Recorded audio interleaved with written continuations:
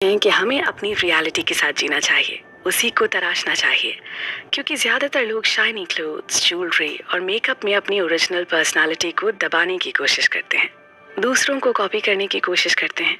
जब तक आप दूसरे को कॉपी करते रहेंगे तब तक आप अपनी पर्सनालिटी को कभी नहीं निखार पाएंगे, आप खुद को नहीं जान पाएंगे। हमें अपने पैदा होने के साथ ही जो रॉ मटेरियल मिलता है उसके साथ जितना अच्छा हम बन सकते हैं ना, उतना अच्छा किसी दूसरे आर्टिफिशियल मटेरियल के साथ नहीं बन सकते। जब आप खुद की पर्सनालिटी को निखारने के बारे में सोचते हैं तो सबसे पहला सवाल आपके दिमाग में यही आता है कि शुरू कहाँ से किया जाए। इस बुक की राइटर को भी लाइफ के शुरुआती दिनों में यही लगता था कि उनकी पर्सनालिटी परफेक्ट है, वो जैसी हैं वैसी सही हैं। मैरिज के बाद जब उनके हस्बैंड से उनकी पटती नहीं थी तो भी वो अपने को सही ठहराने में जुटी रहती थी। उन्हीं के ठीक ऑपोजिट उनके हस्बैंड को भी अपनी पर्सनालिटी अच्छी लगती थी।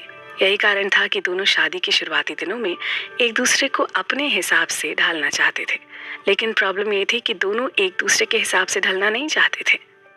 तब वो बताती हैं कि जब उन्होंने टिम लहाय की बुक स्पिरिट कंट्रोल्ड टेम्परामेंट पढ़ी तब जाकर उनको कुछ समझ में आया। उनकी समझ में आया कि उनकी मैरिज लाइफ में गड़बड़ी कहाँ है। वो दोनों ही एक दूसरे को अपने अपने सांचे में ढालने की कोशिश कर रहे हैं। दोनों लोगों को रियलाइज ही नहीं हुआ था कि कोई उनसे अलग होकर भी सही हो सकता है। उन्होंने पाया कि वो पॉपुलर ऑप्टिमिस्टिक नेचर की हैं, यानी उनकी पर्सनालिटी टाइप 1 की है, यानी सैंग्विन नेचर की है। उन्हें एंजॉय करना और एडवेंचर पसंद है। उनके हस्बैंड उनसे पूरी तरह से अलग हैं, पेसिमिस्टिक नेचर के हैं, यानी मेलैंकली नेचर के हैं, जो ज़िंदगी को सीरियस ऑर्डर में रखना चाहते हैं।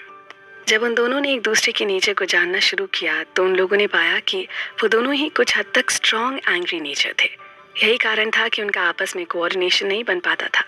पर्सनालिटी को लेकर ही नहीं बल्कि उनके इंटरेस्ट भी डिफरेंट थे। सबसे बड़ी बात कि वो लोग अपनी अपनी पर्सनालिटीज़ को सही मानते थे। फिर वो अपने नेचर के बारे में रिसर्च करने और लिखने लगे। आज ये बुक उनके 25 साल के सेमिनार में दिए गए स्पीचेस, पर्सनालिटी काउंसलिंग और लोगों के नेचर के डेली ऑब्जर्वेशन का रिजल्ट है। जी हाँ, इसी वजह से उन्होंने इस बुक को लिखा है। फिर दोनों हस्बैंड और वाइफ अपनी अपनी नेगेटिव क्वालिटीज़ को ख़त्म करने में जुट गए, एक दूसरे को समझने लगे। फिर उन्हें समझ में आया कि दूसरे से अलग होने के कारण आप गलत नहीं हो जाते, दूसरे अपनी जगह सही होते हैं। हम चाहे किसी भी नेचर के क्यों ना हों, लेकिन हम एक दूसरे के नेचर से कुछ ना कुछ सीख सकते हैं।